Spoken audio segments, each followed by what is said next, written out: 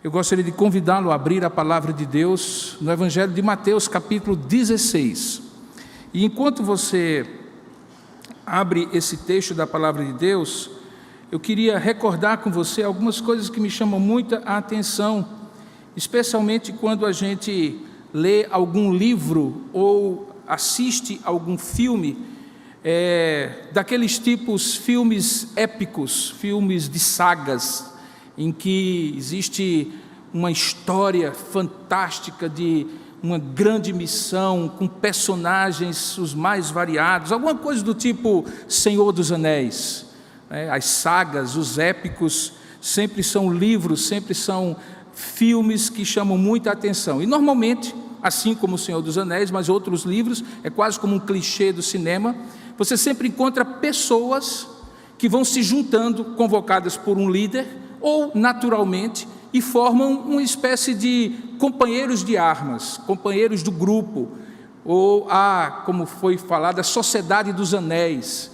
E sempre tem aquela figura como daquele sujeito baixinho, que eu nunca recordo o nome dele, entroncadinho, que é o cara impetuoso, que é o primeiro a sair na frente, o primeiro a romper, ele fala rápido e fala muito, não deixa nem aos outros se posicionarem, e ele já vai na frente e toma a frente de tudo. Parece que é uma espécie de clichê, sempre tem esse sujeito assim. E normalmente esse sujeito chama a atenção, mas é interessante porque na narrativa, normalmente desses livros e filmes, fica muito claro que essa pessoa que é tão impetuosa, tão firme, tão assim, à frente dos outros, também é uma pessoa cheia de falhas. Normalmente na narrativa conta uma história ou outra de como ele desanimou também mais rápido do que os demais, de como ele colocou os pés pelas mãos e atrapalhou eventualmente o momento do grupo, e às vezes foi lá para baixo e teve que ser resgatado lá de baixo pelo líder e assim por diante. Esse padrão desses coadjuvantes de uma grande história permitem que eu e você consigamos nos identificar. Essa é inclusive a função porque eles estão na história. Você sempre vai achar alguém que diz assim: eu sou parecido com aquele fulano de tal. E esse sujeito que é assim impetuoso, falante e tudo mais, normalmente tem pessoas que talvez inclusive estejam aqui ou lá onde você estiver, que se identificam: eu sou desse tipo mesmo, vou lá para cima primeiro que todo mundo, mas também às vezes eu desanimo também muito fácil e vou lá para baixo.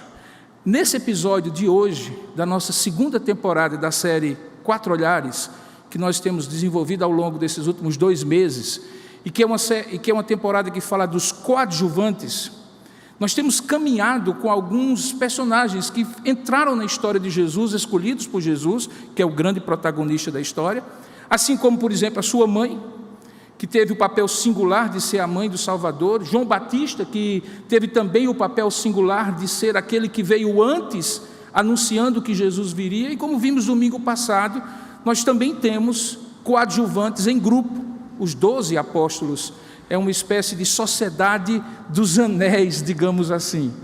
E dentre eles, como eu falei domingo passado, há 2 figuras que me chamam muita atenção. Há alguns apóstolos que são absolutamente anônimos, você vê o nome deles ali e nunca mais ouve falar nada deles na Bíblia. O máximo que você tem é alguns relatos da tradição de escritores posteriores, mas 2 estão nas 4 listas que Mateus, Marcos e Lucas e o livro de Atos traz os nomes dos apóstolos, e sempre na primeira posição e na última posição. E eles 2 serão justamente os 2 coadjuvantes de luxo que eu vou falar nesse domingo e na próxima ocasião que eu ministrar nessa série, nessa temporada de coadjuvantes, os 4 olhares. Você já deve ter percebido que o primeiro, que sempre é citado o primeiro, não é nada mais, nada menos do que o apóstolo Pedro, Simão, e é sobre ele que nós vamos pregar hoje. E o outro, que é citado por último, é o Judas Iscariotes, que sempre tem a marcação lá, que Mateus, Marcos e Lucas dão, que ele foi o traidor de Jesus. Hoje, portanto, nós vamos falar de Pedro. E eu cunhei um título para a mensagem de hoje, para tentar fazer um jogo de palavras e mostrar um pouco por que ele se tornou e como ele se tornou um coadjuvante de luxo, mesmo dentro de um grupo muito seleto dos discípulos de Jesus que foram chamados para ser apóstolos. Eu costumo dizer que Pedro saiu do lixo para o luxo. E é justamente essa mudança que fica muito claro nesse texto que nós vamos ler e em outras passagens que nós vamos nos referir. Então abra sua Bíblia, por gentileza, em Mateus capítulo 16, e eu gostaria de ler com você a partir do verso 13. Mateus capítulo 16, verso 13 em diante. Como você verá, eu também vou trabalhar a ideia de que não podemos ver Pedro como Pedro de menos, nem Pedro de mais. Assim como não vimos Maria de menos, nem Maria de mais. Antes, porém, de ler o texto, eu gostaria de orar com você e com você também, de modo que, se você estiver na sua casa, curva aí a sua cabeça, feche seus olhos. Você não está apenas assistindo o culto, eu espero que você também esteja cultuando aí. Portanto, ore comigo, ore conosco que estamos aqui. Ó Deus amado e querido Pai, nós queremos nesse momento, ao ler a Tua Palavra, que os nossos olhos se abram, que o nosso coração se dilate e que nós possamos perceber a Tua Palavra de uma maneira completamente especial, que é aquela maneira que só o Teu Espírito nos consegue fazê-la ver, fazer vê-la. Aquela maneira que nos permite discernir, perceber a palavra que o Senhor tem para nós hoje. Certamente ela é a Tua palavra inspirada pelo Teu Espírito. E é este mesmo Espírito que nós rogamos que o Senhor envie para iluminar o nosso coração, para abrir o nosso entendimento, para que possamos, ao ler, termos os nossos olhos já abertos àquilo que o Senhor quer falar conosco e àquilo que precisamos aprender de Ti nessa noite. Oramos assim, crendo que, ao final, assim acontecerá, para a glória do Teu santo nome, em nome de Jesus. Amém. Vamos falar de Pedro do lixo para o luxo. Mateus 16, 13. Indo Jesus para os lados de Cesareia de Filipe, perguntou a seus discípulos: quem diz o povo ser o Filho do Homem? E eles responderam: uns dizem João Batista, outros Elias, e outros Jeremias, ou algum dos profetas. Mas vós, continuou ele, quem dizeis que eu sou? Respondendo Simão Pedro, disse: tu és o Cristo, o Filho do Deus vivo. Então Jesus lhe afirmou: bem-aventurado és, Simão Bar-Jonas, porque não foi carne e sangue quem a ti revelou, quem a ti revelaram, mas meu Pai que está nos céus. E também eu te digo que tu és Pedro, e sobre esta pedra edificarei a minha igreja, e as portas do inferno não prevalecerão contra ela. E aí ele consegue prosseguir no verso 19, dizendo assim: dar-te-ei as chaves do reino dos céus, e o que ligares na terra terá sido ligado nos céus, e o que desligares na terra terá sido desligado nos céus. E continua: então advertiu os discípulos de que a ninguém dissessem ser ele o Cristo.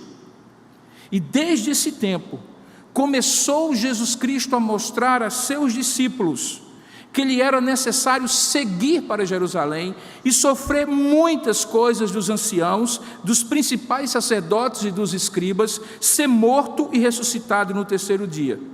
E Pedro, chamando-o à parte, começou a reprová-lo, dizendo: tenha compaixão de ti, Senhor, isso de modo algum te sucederá. Mas então Jesus, voltando-se, disse a Pedro: arreda, Satanás, tu és para mim pedra de tropeço, porque tu não cogitas das coisas de Deus, e sim das de homens. Que Deus abençoe a sua palavra lida. Amém. Esse texto que nós lemos, eu gostaria de dividir para você melhor compreender em 3 partes. A primeira delas, que eu chamo de diálogo de Jesus aos discípulos. Perceba que no verso 13, Jesus ia para os lados de Cesareia de Filipe, na região norte de Israel, quase na fronteira com o Líbano, numa região que era caracteristicamente pagã, era a região mais pagã, menos influenciada pela cultura judaica, pela religião judaica. Tinha recebido esse nome, Cesareia de Filipe, porque foi construída uma série de cidades por Filipe, filho de Herodes, em homenagem a César, daí Cesareia de Filipe. Há 2 Cesareias na Bíblia: a Cesareia dos mares, a Cesareia que fica na beira do mar Mediterrâneo, e essa Cesareia em homenagem a César, feita por Filipe, uma série de cidades que ali está, entre as quais 10 conhecidas como Decápolis.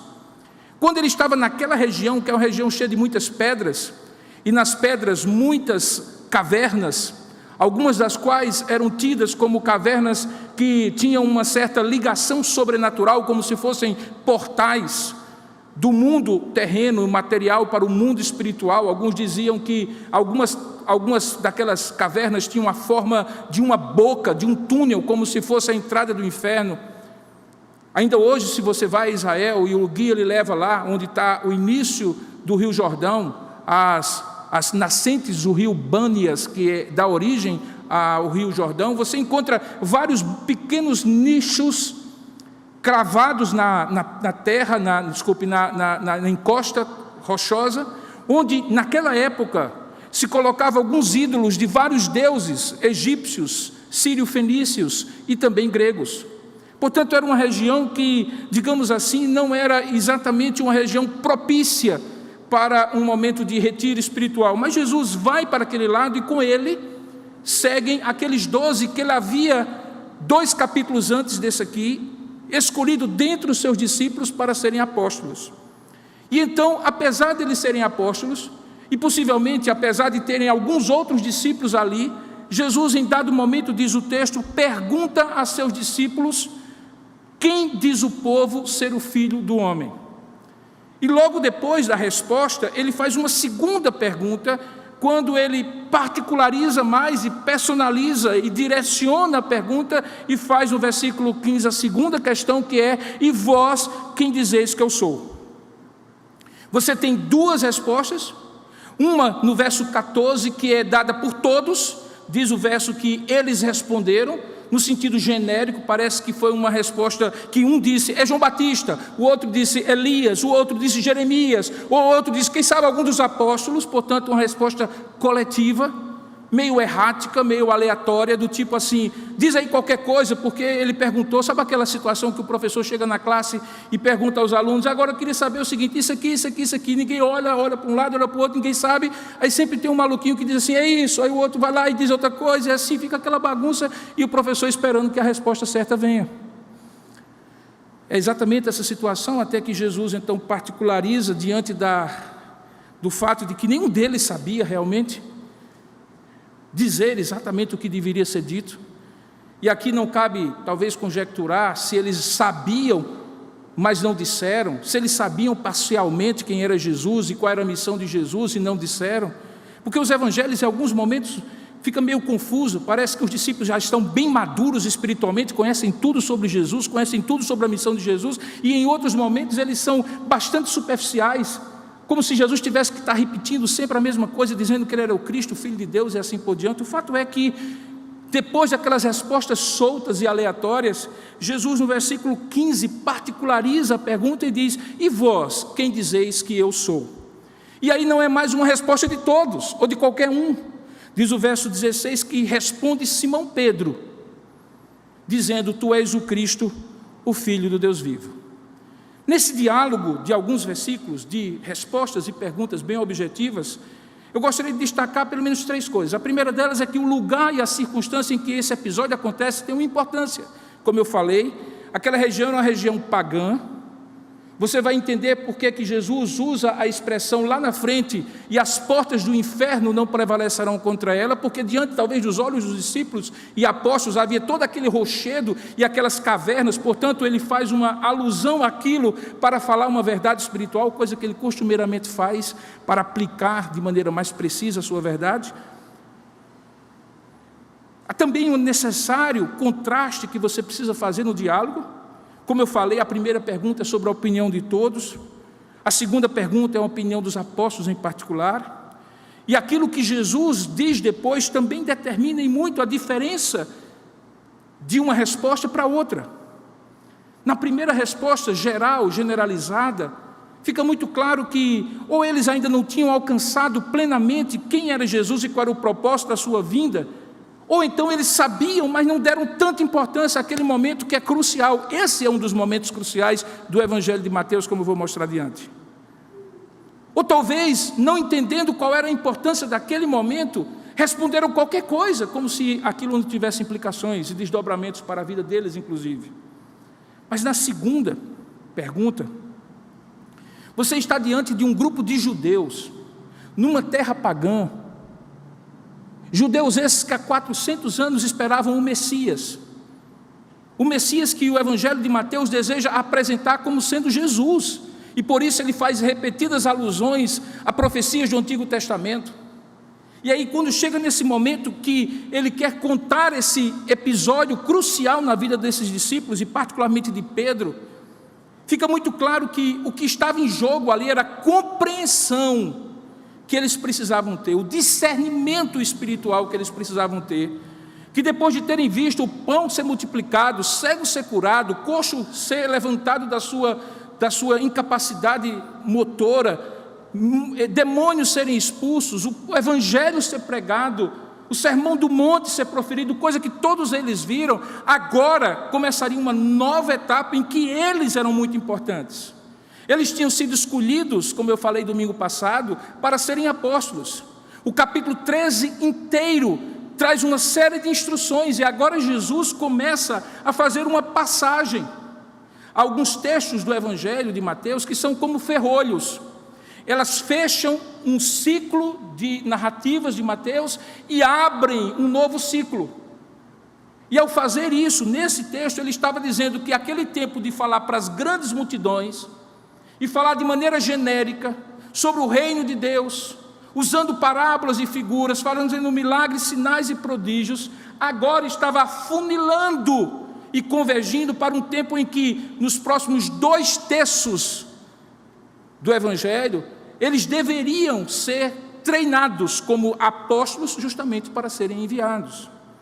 Então você entende que aquela resposta de Pedro tem uma qualidade muito importante que os outros 11 discípulos não perceberam. Ali havia uma preparação do terreno para o que Jesus afirmaria logo depois, que nós vamos falar.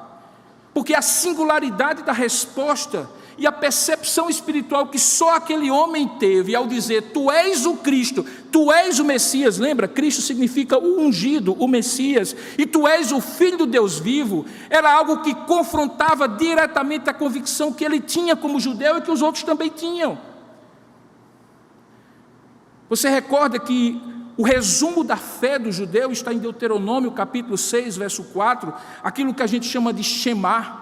É a confissão de fé deles, quando eles rezam, oram e recitam uns para os outros: Shema Israel, Adonai Eloheinu, Adonai Echad, significa ouve Israel, o Senhor nosso Deus é o único Senhor. E agora tem um judeu, Pedro, dizendo: tu és o Cristo, o Filho do Deus vivo. Aquele que até então nós achávamos que não era formado por 3 pessoas, que não subsistia por 3 pessoas, que era o único Deus verdadeiro. De fato, agora reconhecemos que ele tem um filho, e que o Verbo se fez carne e habitou entre nós, e ele é Deus, e ele é o Messias esperado. Veja que é um divisor de águas, um ponto de inflexão na narrativa de Mateus.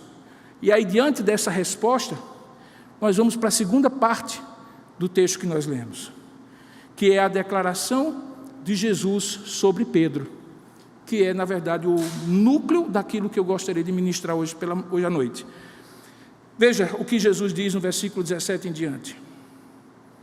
Primeira coisa que Jesus diz sobre Pedro é: Simão, filho de Jonas, ou filho de João. Jonas e João é a mesma coisa.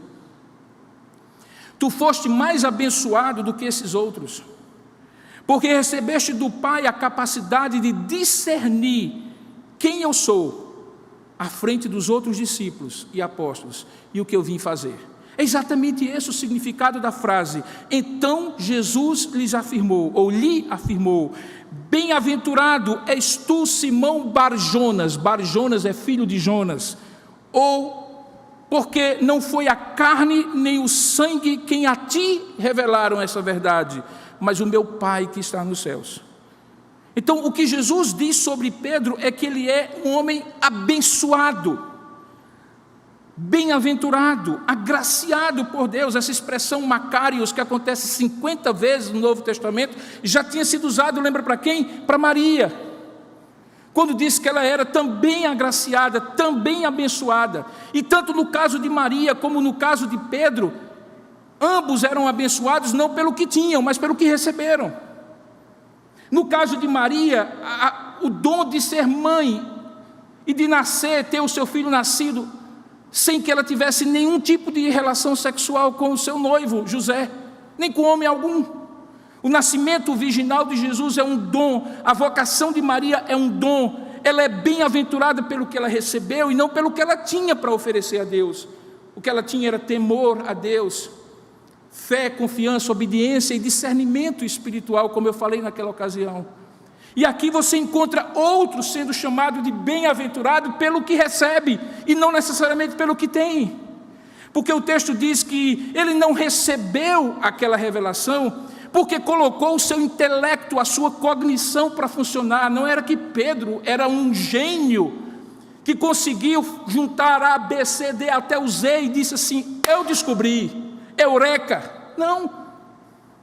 O texto diz que não foi carne nem sangue, ou seja, não foi nenhum projeto, nenhuma capacitação humana. Essa expressão é muito comum no Evangelho para dizer aquilo que é humano, que é próprio da humanidade. Não foi algo próprio da humanidade que deu a Pedro a capacidade de entender essa verdade que os outros não conseguiam entender. Não. Essa capacidade foi dada por revelação. E essa revelação é dada por Deus, o Pai.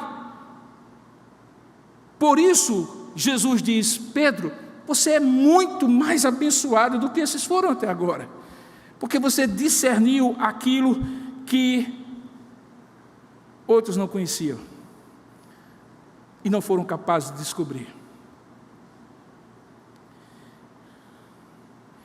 Eu prefiro, mesmo quando o termo aqui é revelação, apocaliptor é o verbo, mesmo que em outros lugares é usado para revelação, pelo menos em 26 ocasiões no Novo Testamento, a ideia de discernimento.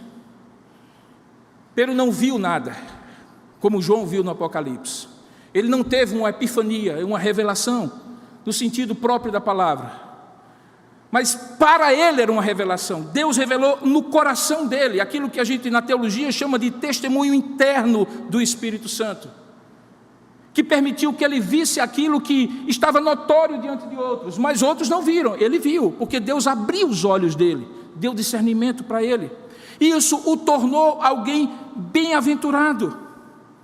Veja que a ideia de carne e sangue versus Pai também contrasta a ideia dele ter descoberto Deus e Deus ter se revelado por ele, porque nós sabemos na nossa teologia que nada conhecemos de Deus se Deus não se deixar conhecer. Inclusive a ideia da palavra revelação é tirar o véu, Deus deixar que seu rosto seja visto, e a gente sabe que isso é progressivamente ensinado em toda a Bíblia. Perceba que a segunda declaração de Jesus para Pedro, que está no versículo 18, é um trocadilho que ele faz de uma afirmativa sobre Pedro e sobre a igreja. E é aqui que está o pomo de discórdia entre os cristãos há quase 1500 anos. Ele diz assim: também eu te digo que tu és Pedro, e sobre esta pedra edificarei a minha igreja, e as portas do inferno não prevalecerão contra ela. Aqui que começa a grande polêmica acerca do papado, por exemplo, e que eu prefiro novamente colocar, como eu coloquei para Maria, nos seguintes termos: alguns creem em Pedro demais, e outros erram por crer em Pedro de menos. Pedro de menos é um erro muito comum entre nós protestantes. É, por exemplo, afirmar que Pedro é tão comum e teve a mesma importância para a igreja de Cristo como qualquer um daqueles outros apóstolos, inclusive aqueles que nós só conhecemos pelo nome uma única vez e nunca mais ouvimos falar dele. É claro que não é. Do capítulo 1 de Atos até o capítulo 11, para ser mais exato, até o capítulo 12 de Atos, Pedro é a grande figura do início da igreja. Ele não pode ser igual, por exemplo, a Judas Tadeu, que só é mencionado ali na lista. Tiago, filho de Alfeu, quem? Não. Pedro, sem dúvida alguma, não pode ser visto como alguns tentam, ao contrastar o Pedro de mais, como se fosse um Pedro de menos. É o mesmo equívoco que eventualmente alguém pode dizer, não, Maria era qualquer moça. Qualquer moça nada, não pode. Ela foi especialmente chamada por Deus e bem-aventurada por Deus, e por isso foi especial e singular. Pedro igualmente teve nesse texto e em outros momentos um papel muito mais importante do que qualquer um dos apóstolos, talvez só pareado pelo apóstolo Paulo.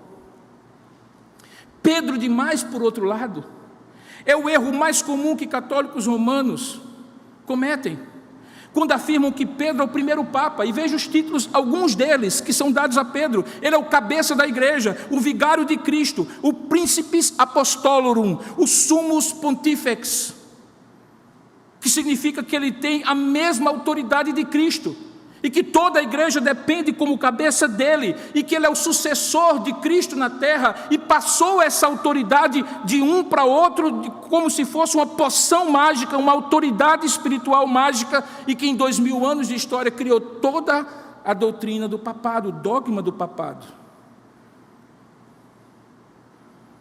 Esse é o erro de Pedro demais. O problema de Pedro de menos é que não dá realmente para considerar esse apóstolo como qualquer outro, se a própria Bíblia coloca-o numa condição diferenciada. Nos principais eventos da história de Jesus, nos evangelhos, quem está presente? Pedro, nem sempre sozinho, às vezes com Tiago e João no barquinho, mas sempre presente. Quando a igreja começa, quem é que prega o primeiro sermão no dia de Pentecostes e apresenta o evangelho ali e recebe a graça de ver 3.000 pessoas se convertendo pela pregação dele no dia de Pentecostes, em Atos capítulo 2? Pedro. Quem é o primeiro apóstolo que vai para a região onde havia mais samaritanos e mais gentios e abre a porta para que gentios e samaritanos conheçam o evangelho? Lembra da história de Cornélio, Atos capítulo 10, que é preciso que Deus diga ao judeu Pedro, todo cioso diante da visão que tinha tido, de um lençol que se abria, e tinha todo tipo de bicho ali dentro, e Deus diz para ele na visão, come, mata e come, e Pedro diz, de modo algum, Senhor, eu sou judeu, isso é comida impura. E aí depois da visão, Deus o leva para a casa de um Simão como ele, mas curtidor, que mexia com bicho morto, tirava a pele, e que era duplamente impuro para um judeu frequentar a casa, primeiro porque era gentio, segundo, porque lidava com bicho morto, que o tornava impuro, e aquele que estivesse com ele para entrar no templo. E Deus diz a Pedro, olha, não considere impuro o que Deus mesmo santificou, e ali ele prega para Cornélio, os gentios se convertem. Depois dá uma confusão danada que acaba provocando o concílio de Jerusalém no capítulo 15, além de outros motivos. Mas é Pedro que está à frente. Então Pedro não é qualquer apóstolo, irmãos, não pode ser dito. Até mesmo na lista dos apóstolos, é dito que ele é o primeiro. Veja aí em Mateus e Marcos, em Lucas, eles mesmos chamam de o primeiro. O primeiro não necessariamente porque os outros não têm importância, mas porque foi inclusive um dos primeiros a ser chamado, junto com André, seu irmão, que o levou a Cristo, e de Tiago e João, os 2 pescadores, que eram filhos de Zebedeu. Os 4 são os 4 primeiros discípulos de Jesus. Se tinha alguém que estava desde o começo com Jesus, era Pedro. Ele não podia ser alguém como outro qualquer. Somente Pedro prega esse sermão que eu falei. Ele é conhecido como uma das colunas da igreja de Jerusalém, dirige com os outros apóstolos o grande concílio de Jerusalém, que é um divisor de águas e que faz com que o cristianismo, a partir dele, não seja visto como uma seita do judaísmo, mas como uma religião que completava no sentido de ser a plenitude das promessas feitas aos judeus, quando incorpora gentios e judeus que já estavam no povo da aliança desde a antiga aliança. É Pedro que está lá. É Pedro e João que se apresentam diante do Sinédrio, por causa da cura do coxo na Porta Formosa no templo, Atos capítulo 3 e 4, e pregam diante daqueles homens a ponto deles dizer assim, mas esses homens não são pescadores e iletrados? Eles confrontam o Sinédrio, que era o Supremo Tribunal Federal da época, a corte religiosa mais alta e jurídica, e diz assim: importa-nos obedecer mais a Deus do que a vocês. Quem? Pedro e João. É Pedro que diz para aquele homem: não tenho ouro nem prata, mas o que eu tenho te dou, levanta-te em nome de Jesus e anda. E aquele homem anda. E obviamente que você deve estar pensando assim comigo: pastor, mas o senhor está contando só a parte boa de Pedro. Mas eu vou chegar lá. Porque essa é a ideia. É que você não pense de Pedro demais, mas também não pense de Pedro de menos. E longe esteja eu de dizer que ao pensar de Pedro, não de mais nem de menos, que você o considere como o primeiro Papa, porque de fato ele não foi. O problema, portanto, de Pedro demais, que faz a gente chegar até a fronteira para não desonrar o papel histórico dele, mas não ultrapassar o limite para não dizer dele menos do que de fato Deus o fez, é o mesmo de Maria demais. É afirmar por dedução equivocada, cheia de sofismas, aquilo que o texto bíblico não afirma. Pouco importa o que a tradição diz, Cipriano falou, Tertuliano falou. Uma das coisas fundamentais para o intérprete da Bíblia é deixar a Bíblia explicar a própria Bíblia. E a Bíblia não diz que Pedro é esse demais a ponto de ser Papa. A Bíblia não diz, por exemplo, que Pedro é o cabeça da igreja. Pelo contrário, você tem várias citações em que o único cabeça da igreja é Cristo. A Bíblia não diz que Pedro é o vigário de Cristo. Vigário significa substituto, vem da palavra vicário, substituto. Não, o substituto de Cristo, quando ele foi assunto aos céus, é o Espírito Santo. Você lembra da história? Eu irei, mas não vos deixarei órfãos, mas enviarei o outro Consolador, semelhante a mim. Tanto é que ele usa a palavra homoios e não heteros, outro no sentido, ele usa a palavra halos e não a palavra heteros, outro diferente. Não, era o mesmo Deus, agora a terceira pessoa, que estaria convosco e em vós. O vigário de Cristo é o Espírito Santo em nós e em cada um, não uma pessoa de um homem, inclusive falho e pecador como Pedro. Ele também não é o nosso sumo pontífice, porque o sumo pontífice significa sumo sacerdote. E Hebreus está claramente dizendo que nós só temos um sumo sacerdote, que é mediador entre Deus e os homens. Quem é? Jesus Cristo. Portanto, dizer aquilo que a Bíblia não diz, para evitar o erro de dizer de Pedro menos do que ele é um erro equivalente ao dizer que Pedro é mais do que ele é, e que a Bíblia revela. E aí ele não vira um coadjuvante de luxo, ele vira quase um protagonista da história. Exatamente o mesmo erro que se comete com Maria. Mas Jesus não chamou protagonistas para fazer com ele o papel principal. Jesus chamou coadjuvantes, alguns até bem especiais, de luxo, como eu estou usando, mas não protagonista. E por que isso é claro? Porque a mesma Bíblia que diz essas coisas para que nós não cometamos o erro de ter Pedro demais, também mostra que ele foi falho.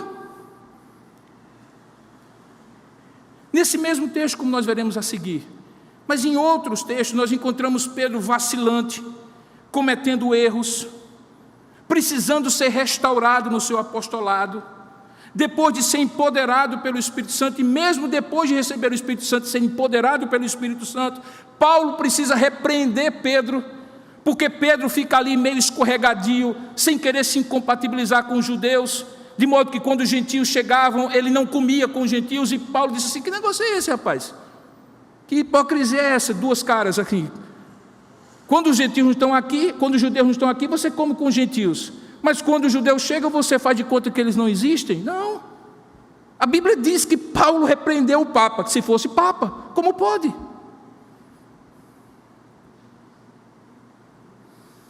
A Bíblia também não tem em nenhum lugar, Pedro desaparece da história de Atos. Quando Paulo entra no cenário, de repente, não diz em nenhum momento, como por exemplo aconteceu com Elias e Eliseu no Antigo Testamento, Pedro chamando alguém dizendo assim: olha fulano, eu sou o vigário de Cristo, eu sou o sucessor de Jesus, eu recebi o poder, a unção de ser o mediador, o cabeça da igreja, mas eu vou morrer, e aí vem cá que eu vou passar para você a unção, o poder. Você não encontra isso. Portanto, Mesmo que ele tivesse sido o primeiro Papa, os outros demais após ele jamais o foram. E sabe, queridos, eu quero ser bem claro, o meu propósito aqui não é desfazer e desconstruir, é apenas ser justo. Justo com o que a Bíblia diz. A Bíblia diz que Pedro nem é de mais, nem é de menos, é Pedro. Assim como outros. E a melhor maneira para a gente entender isso é chegar no versículo 18, que é justamente onde eu quero chegar com você. Porque depois de dizer que ele era bem-aventurado, porque havia recebido uma revelação espiritual, especial, específica, que os outros não tinham recebido, e por isso ele era bem-aventurado, agraciado, mais do que feliz, assim como Maria foi, é a mesma expressão como eu falei. No verso 18 ele diz assim: e também eu te digo, e aí veja, fica muito claro, e talvez esse seja o grande problema, que nesta hora, como se fosse assim, eu não estou dizendo que foi, Jesus se vira para Pedro e faz um discurso direto, e diz assim: pois eu também te digo, que tu és Pedro, e a palavra que ele usa provavelmente é a palavra aramaica Cefas, que é a palavra para pedra, e que ele já tinha chamado Pedro quando o chamou, dizendo assim: tu és Pedro, mas a partir de agora também serás conhecido como Cefas.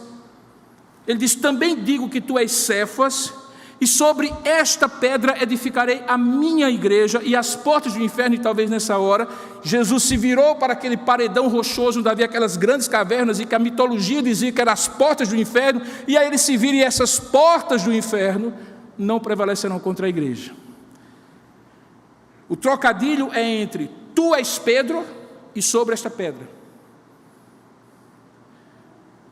E a maneira como você vai ver esse trocadilho vai determinar se você pode correr para Pedro de mais ou cair para Pedro de menos. Normalmente os comentaristas sobre esse texto se dividem, em linhas gerais, de maneira bem sintética, em duas posições.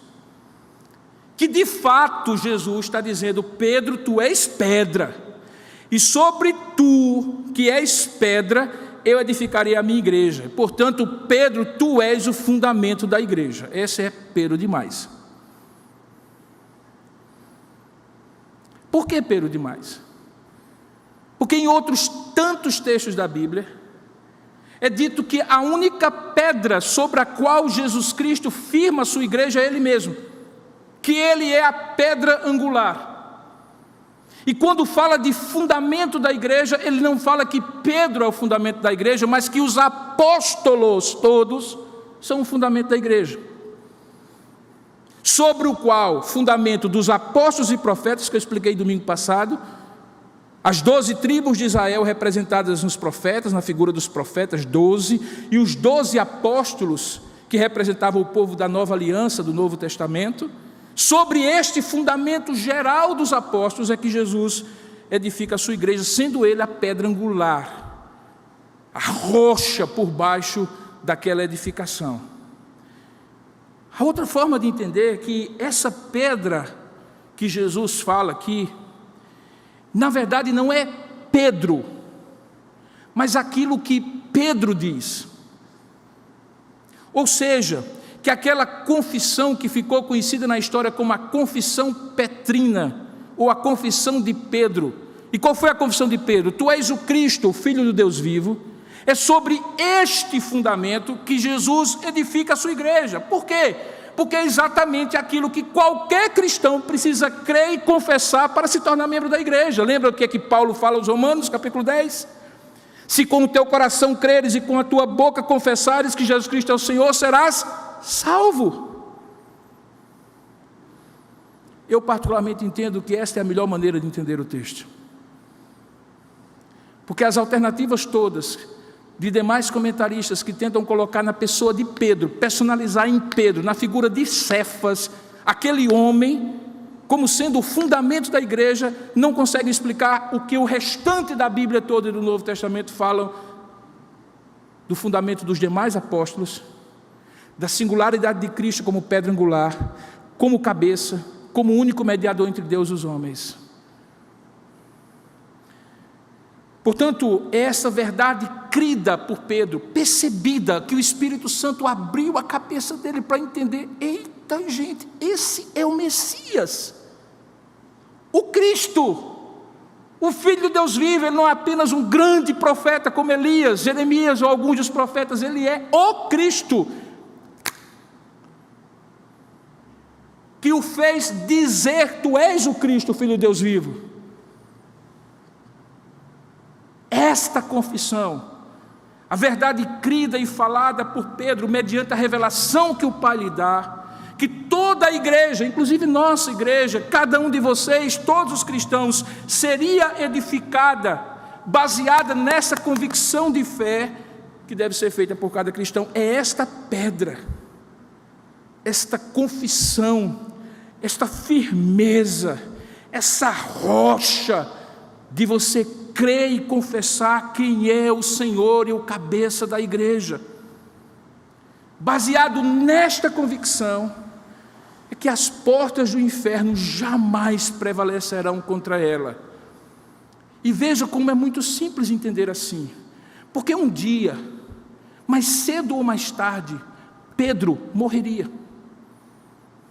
E se a firmeza da igreja, a sustentabilidade, a sobrevivência da igreja repousasse sobre a figura de um homem, mesmo sobre a figura de 12, quando eles passassem o período pós-apostólico acontecesse, como essa igreja sobreviveria? Ela sobreviveu, e não somente sobreviveu, mas cresceu e chegou até nós, por causa da confissão de fé, de rocha, de firmeza, que cristãos no passado, ao longo de 2000 anos fizeram, e contra a qual nem as portas do inferno prevalecem, porque esses cristãos podem ser martirizados, perseguidos, mortos, mas aquilo que eles creem permanece como convicção de fé. E como o historiador já falou, o sangue dos mártires é a semente de crescimento da igreja. Quanto mais batia, mais a igreja crescia, e o livro de Atos dos Apóstolos é a prova disso, inclusive na vida de Pedro. Isso fica muito claro quando lá na frente, queridos, por exemplo, quando há um pequeno retrato em Atos capítulo 2, verso 41, que eu gostaria que projetasse, Alecilda, por favor. Quando é tirado um retrato, como se dizia antigamente, da igreja naquela época, não é um filme, é uma foto instantânea, de como era saudável e frutífera aquela igreja. Olha o que é que diz, onde aquela igreja firmava a sua saúde e a sua frutificação. É dito assim em Atos capítulo 2, verso 41. Diz que, e eles, pode projetar, e eles, não, capítulo 2, sim, verso 42, desculpe, antecipei o versículo. E eles, esses 3.000 que tinham sido convertidos, perseveravam na doutrina dos apóstolos, e não na doutrina de Pedro. Que doutrina era essa? Era a doqueia, a didascalia, o ensino, a convicção, a confissão de fé que os apóstolos receberam de Cristo e transmitiram à igreja, e baseada nesta certeza, a igreja se firmava. Terceiro aspecto, que vai a partir do versículo 19, é que de fato, irmãos, é dado diretamente a Pedro, mas como eu vou demonstrar, não exclusivamente a Pedro, uma autoridade espiritual fundamental. No versículo 19 diz assim: dar-te-ei as chaves do reino dos céus, e o que ligares na terra, e preste bem atenção, porque quem perdeu a aula de português não vai entender isso aqui.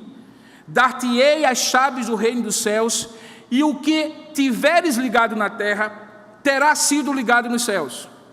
Não é será ligado nos céus, é o contrário. Aquilo que estiver sendo ligado na terra, estará sendo ligado na terra, porque terá sido ligado no céu. O terá sido ligado no céu antecede a ligação na terra. E só tem poder a ligação na terra, porque dentro do misterioso e soberano vontade de Deus e plano divino, foi ligado nos céus. Primeiro, inclusive essa é a ordem da oração do Pai Nosso: seja feita a tua vontade, aqui na terra, como é feito ou feita no céu. E aí ele diz: dar-te-ei as chaves do reino dos céus. O que ligares na terra terá sido ligado nos céus, e o que desligares na terra terá sido desligado nos céus. As chaves para abrir e fechar para o reino dos céus é, sem dúvida alguma, a autoridade espiritual da igreja de Cristo, que ali estava representada na figura de Pedro e dos apóstolos. E que autoridade seria essa?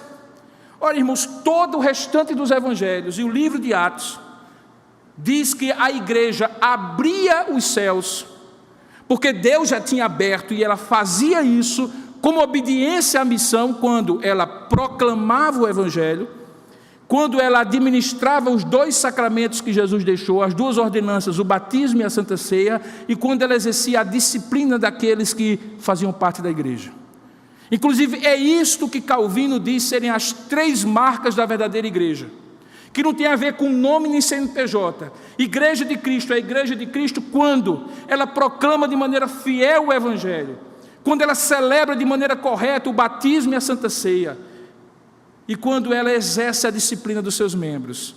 Ali estará uma igreja de Cristo. E ao fazer isso, ela estará trazendo pecadores, como aconteceu no livro de Atos, 3.000, logo depois 5.000, e assim cresceu até hoje, quando ela proclama a verdade, quando ela ministra esses 2 sacramentos, o batismo, que é a expressão visível da regeneração invisível que já aconteceu, o testemunho público diante dos outros do que aconteceu no seu coração, e a Santa Ceia, que regularmente renova a sua comunhão com Deus, e como meio de graça fortalece a sua fé. Quando a igreja faz isso, e exerce disciplina sobre os seus membros, disciplina espiritual para que eles não se desviem para erros doutrinários, disciplina moral para que eles deem bom testemunho do evangelho, a igreja está, seja Pedro, os apóstolos, ou qualquer comunidade, exercendo o papel de exercer a autoridade espiritual que só a igreja tem. O Estado não tem, o governo não tem, a ciência não tem, a academia não tem.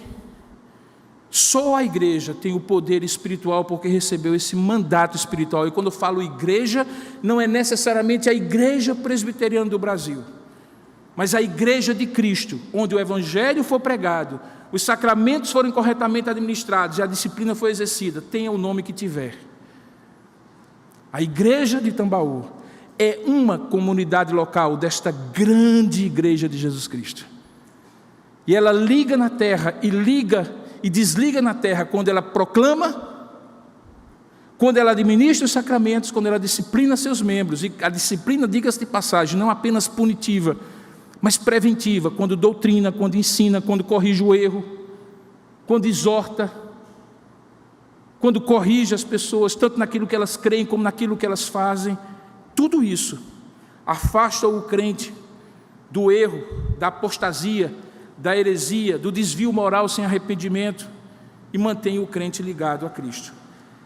Como é que eu provo que isso foi o que ocorreu logo depois? Olha, o livro de Atos inteiro demonstra Pedro fazendo isso, exercendo essa autoridade. Mas não apenas Pedro, os apóstolos também. E não apenas apóstolos, presbíteros também. E não apenas presbíteros, diáconos há também. E não apenas diáconos, crentes comuns. A história de Atos capítulo 10 até Atos capítulo 12 no final é a história de crente sendo perseguido e por onde corria para não ser morto, pregando o evangelho. E quanto mais eles pregavam e testemunhavam, mais discípulos de Cristo acrescentados e igrejas eram plantadas, de Jerusalém para a Síria, Antioquia da Síria, que é pouco mais talvez do que 100 quilômetros, ou um pouco mais do que isso. Várias igrejas foram plantadas por crentes comuns, não necessariamente apóstolos, nem presbíteros, nem diáconos, mas crentes perseguidos que continuavam pregando e gente se convertendo. Você então encontra outros apóstolos abrindo e fechando portas dos céus pela proclamação do evangelho, pela ministração dos sacramentos, pelo exercício da disciplina, inclusive doutrinando sobre isso. E por incrível que pareça, não foi Pedro que mais doutrinou sobre isso, foi o apóstolo Paulo, que eu particularmente, se tivesse para ter um papa, seria Paulo e não Pedro. Mas como eu não preciso nem de um nem de outro, ambos não são. Finalmente, queridos, você que já ouviu alguns sermões sobre esse texto, certamente parou por aí, mas talvez por equívoco, porque é justamente a partir do verso 20 que você então entende o desfecho e para onde eu estou chegando na minha conclusão. Se a história parasse aqui, não ficaria tão claro como fica quando você vai no capítulo 20. Porque olha só que coisa interessante. É gostoso a gente estudar a Bíblia, olhar para a Bíblia e deixar a Bíblia falar por si mesmo, como se fosse um texto comum, mas não é. Analisar o discurso, analisar a história que está sendo contada. Porque veja, a narrativa de Mateus começou como? Jesus pedindo para eles falarem, não foi? E aqui Jesus pede para eles calarem. Começa pedindo para eles falarem, termina pedindo para eles calarem. Porque no verso 20 diz assim: então advertiu os discípulos de que a ninguém dissessem ser ele o Cristo. Ué, mas não foi justamente ele que perguntou: quem o povo diz que eu sou? E o povo errou, os apóstolos erraram, e aí então Pedro disse: tu és o Cristo, o Filho de Deus vivo, porque ele havia perguntado: e vós quem dizeis que eu sou? E por que agora ele manda calar, e não dizer a ninguém que dissessem que ele era o Cristo? Sabe, irmãos, não sabemos exatamente porque nesse momento Jesus manda calar. Talvez a razão tenha a ver com o soberano e misterioso propósito de Jesus de progressivamente cumprindo a sua missão e se revelando progressivamente apenas aos seus discípulos, aos seus escolhidos, embora ele pregasse, curasse e ensinasse a todos, ainda que fosse para ser rejeitado pelos que não haveriam de crer. O fato é que claramente Mateus faz desse texto agora uma daquilo que eu chamei de, como é que eu usei mesmo? A expressão da porta? Uma ferrolho, não é ferrolho, uma dobradiça, porque a dobradiça está nessa expressão aqui, ó, quando ele diz assim no verso 21, desde esse tempo. Essa expressão ocorre várias vezes no Evangelho de Mateus, é como se ele dissesse, agora, a partir de agora, começou, veja o verso 21, Jesus Cristo a mostrar a seus discípulos que lhe era necessário seguir para Jerusalém e sofrer muitas coisas dos anciãos, dos principais sacerdotes e dos escribas, ser morto e ressuscitado no terceiro dia.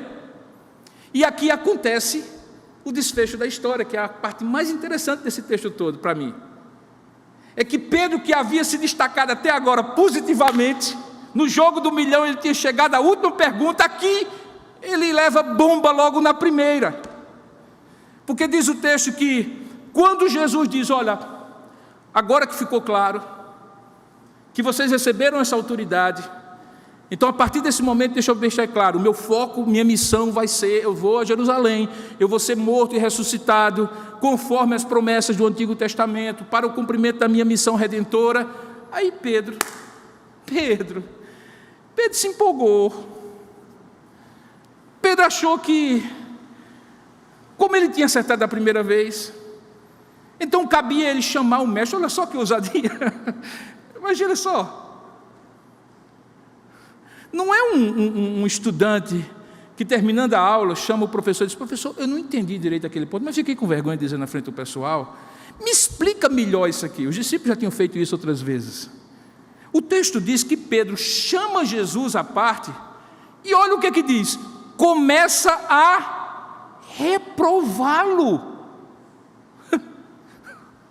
O coadjuvante achou que podia chamar o protagonista e dizer assim, olha, eu quero dizer para o senhor que agora que eu acertei, agora que o senhor disse que eu sou o cara, agora que o senhor disse que eu sou mais bem-aventurado do que os outros 11, olha só, então eu quero dizer para o senhor, não faça isso não, homem. Tenha compaixão do Senhor. Que história é essa de ir para Jerusalém para morrer? Deixe disso. Isso de modo algum te acontecerá.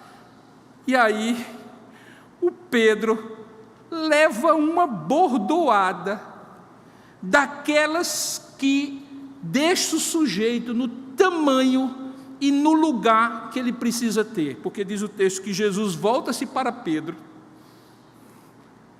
Sai, Satanás! Não precisa disso tudo. Diz, arreda, Satanás. Saia. Mas quem estava falando era Pedro. Mas do mesmo jeito que antes, Jesus identificou que quando Pedro falou, foi o Espírito Santo que falou por intermédio dele. Agora, Jesus identificou que quando Pedro falou, quem estava falando por intermédio dele? Satanás. E não quer dizer que Pedro estava possesso, como alguns imaginam, não.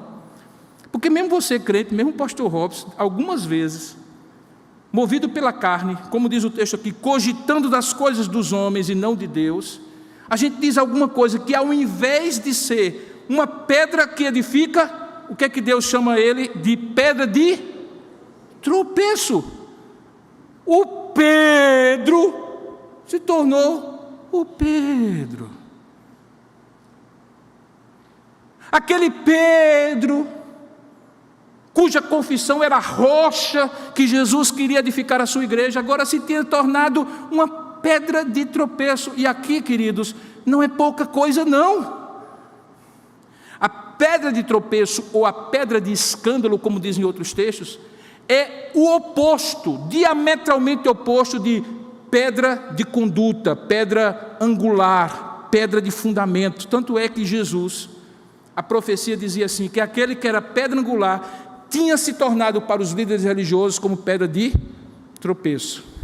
Porque a pedra estava lá, como qualquer outra pedra. Você pode se firmar nela, ou pode tropeçar nela. Quando você tropeça nela, ela é pedra de escândalo. Porque o que é o escândalo? É tudo aquilo que eu falo ou faço, que faça alguém perder a sua fé e se desviar dos caminhos do Senhor. Aqui no caso, embora isso não viria a acontecer, Jesus faz questão de dizer a Pedro isso, porque aquilo que ele estava propondo para Jesus era exatamente o oposto para o que Jesus tinha vindo. Ele tinha vindo para morrer. Ele tinha vindo para exatamente aquilo que ele dizia, que a partir de agora ele estaria preparando-os para ver. Como é que agora ele diz para Jesus: tenha compaixão, mude seus planos, isso nunca vai lhe acontecer. Querendo desviar o propósito de Deus, coisa que obviamente não aconteceria, mas que ele, porque estava na carne, cogitando das coisas da carne, deu lugar ao diabo. E foi usado pelo diabo num propósito que é diametralmente oposto à autoridade espiritual que Deus deu a ele e aos apóstolos. Você entende que se Pedro fosse o Papa, nós teríamos um Papa que foi usado pelo diabo, logo no comecinho do seu papado?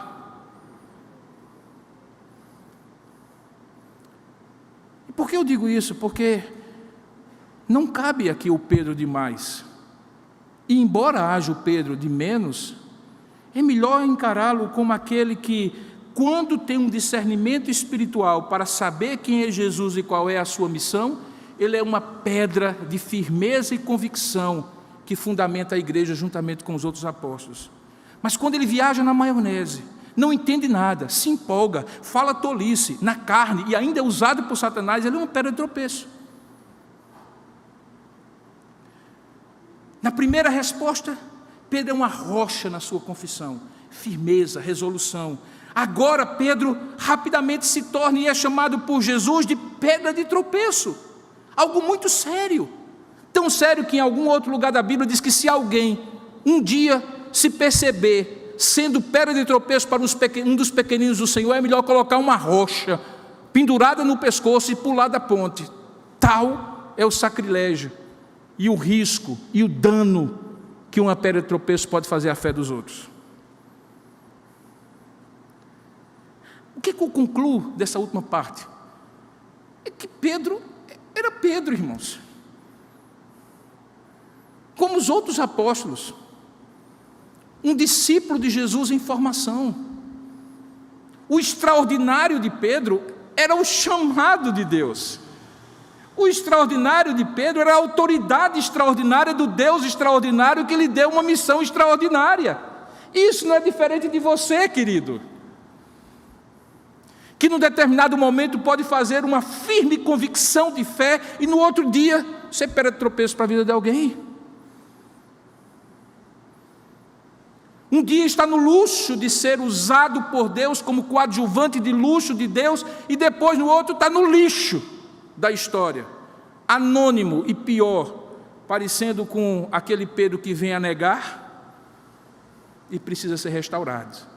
Porque se tempo eu tivesse, eu iria para aqueles 2 textos que complementam esse, que é o texto quando Jesus repreende, quando Pedro nega Jesus, e que é o equivalente, diga-se de passagem, é o equivalente ao que Judas falou e fez, ao que os outros fizeram quando abandonaram e deixaram Jesus sozinho na cruz, apenas acompanhado das mulheres e de João, o apóstolo amado, e que só não teve o desfecho que teve com Judas e com outros, porque Jesus foi e restaurou o apostolado de Pedro. Naquele episódio, você lembra que ele, precipitado como ainda era, coloca a rede no pescoço, em cima dos ombros, e diz assim: para mim deu, basta, perdemos 3 anos e meio, aquela história de vinde após mim, eu vos farei pescadores de homens, eu vou voltar a pescar, porque é isso que eu sei, meu pai Zebedeu me ensinou, era onde eu devia ter ficado.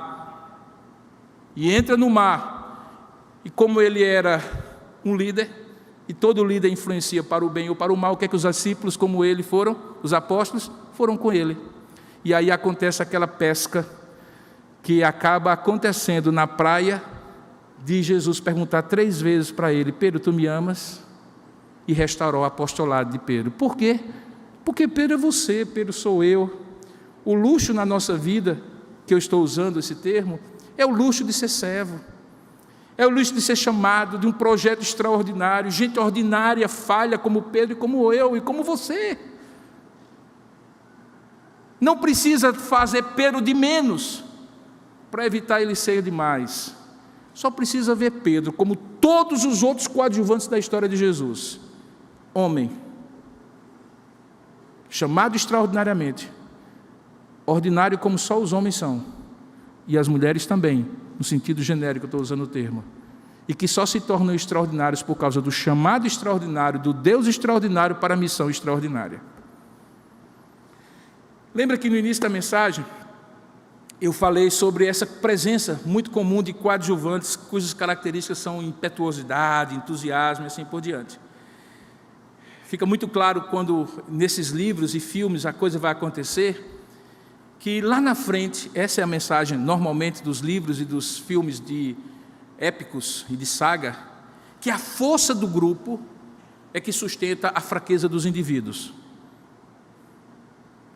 Porque se é verdade, queridos, que a fraqueza de um grupo está na fraqueza do mais fraco do grupo, a força de um grupo está não na força do mais forte do grupo, mas na força conjunta que une o grupo, e que no caso de Pedro e os apóstolos, era o chamado apostólico. O que me chega então à conclusão, queridos, que Pedro em algum momento, como de fato a Bíblia inclusive narra em algumas ocasiões, nem poderia chegar sequer perto do protagonista da história, como também em vários momentos precisou ser apoiado, auxiliado, encorajado por outros apóstolos, e até por discípulos simples que se juntaram a ele. Então, se é verdade que na vida cristã, Deus, do mesmo jeito que não usa alguém pela metade, mas usa metade de alguém, se essa metade for a única coisa que a pessoa tenha para oferecer, Deus também não usa alguém sozinho, porque esse alguém é especial e não precisa de ninguém, mas usa alguém especialmente, porque tem uma vocação especial para cada um, que se completa e é complementada por todos. Quem fortalece é a missão e aquele que chamou, aquele que chama cada um de nós para ser parte do corpo, do qual só Ele é cabeça, é o que nos faz sair do lixo para o luxo, de uma vida sem propósito, na periferia da vida, que nós poderíamos viver sem ser percebidos nem pelos nossos vizinhos, para tornar um pescador como Pedro, como Tiago, como João, um coletor de impostos como Levi. Homens que mudaram a face da história do cristianismo e de quem nós dependemos hoje de ter recebido a fé que eles confessaram, Pedro e os demais, ao longo de 2000 anos de história. Isso me faz chegar a esse momento. Eu participo de alguns grupos de pastores, grupos de WhatsApp, pastores também têm grupos de WhatsApp, e são muitos. Em alguns deles, os pastores têm comentado, preocupados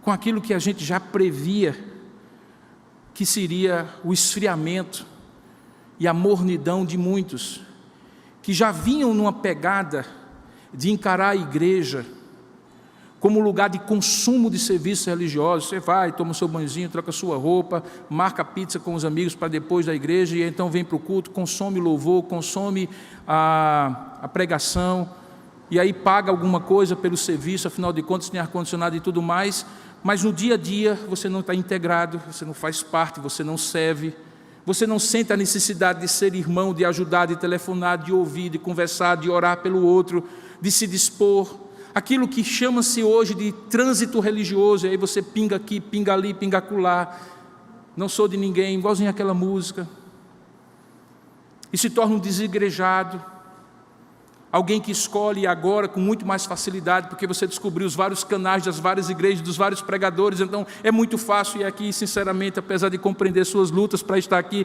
eu me dirijo especialmente a você que está nos assistindo, é muito fácil querer viver uma vida solo, espiritualmente falando, mas deixa eu lhe dizer, Jesus não escolheu um apóstolo só, porque sabia que 12 se ajudariam e fariam a obra. Deus também não escolheu a gente, embora tenha escolhido individualmente, para viver individualmente. E aí é importante que a gente compreenda que o nosso afã, o nosso anelo, o nosso ideal e a nossa inspiração não podem ser coadjuvantes, sejam eles apóstolos ou pregadores, que nós sigamos e que sirvam para nós como inspiração, porque eles só são homens falhos e imperfeitos como Pedro, e como homens precisam do corpo de Cristo, do mesmo jeito que o meu olho, talvez um dos órgãos mais importantes do meu corpo, quando coça, eu preciso de alguma mão, obviamente devidamente higienizada, para limpá-lo. E que essa articulação da mão precisa talvez de um dos lugares mais feios do corpo humano, que é o cotovelo. Não olhe para o seu, olhe para o meu. Simplesmente uma articulação, que dependendo se você não usar creme, como normalmente os homens não usam, vai ficar feia, escura, grosseira, áspera, mas que sem ela, a mão não faz o que precisa fazer. E assim é com o corpo de Cristo. Igreja é mais do que assistir o culto pela internet, ou estar presente. Igreja, para a qual Deus chamou esses homens ordinários, com missão extraordinária e especial, é o corpo de Cristo, falho, imperfeito como os homens que nela compõem. Mas igreja, por isso que nós saímos do lixo para esse luxo, que é conhecer a Deus e fazer parte da igreja. Na próxima ocasião eu vou falar o contrário. Quando alguém sai do luxo para o lixo, e o nome dele é Judas Iscariotes, o homem que traiu Jesus. Você já reparou que antes de Judas ser apóstolo, nada se sabe sobre ele? E tudo o que se sabe sobre ele é depois que ele foi apóstolo e traiu Jesus? Pois ele está do outro lado da moeda. Mas isso é história para o próximo sermão, o próximo episódio da 2ª temporada, Coadjuvantes. Vamos ficar de pé nesse momento? Eu não sei qual a parte do sermão que Deus usou para falar ao seu coração, se usou tudo, se usou um pedaço, o que é que Ele falou? Mas eu sei que Ele falou ao meu coração. E espero que Ele tenha falado a você que está aqui e a você também que está participando conosco à distância. Curva a sua cabeça agora por um instante. Quando eu convido você a fazer isso em oração, na verdade eu estou dizendo assim, responda agora aí a Deus o que foi que Deus falou com você. Porque é isso, a oração é a resposta do homem à palavra de Deus. Seja o que for que Deus falou, existe uma resposta que você precisa dar a Ele. E eu espero que você dê a melhor resposta. Vamos ter alguns momentos de oração individual. Você que está aqui, você que está participando à distância.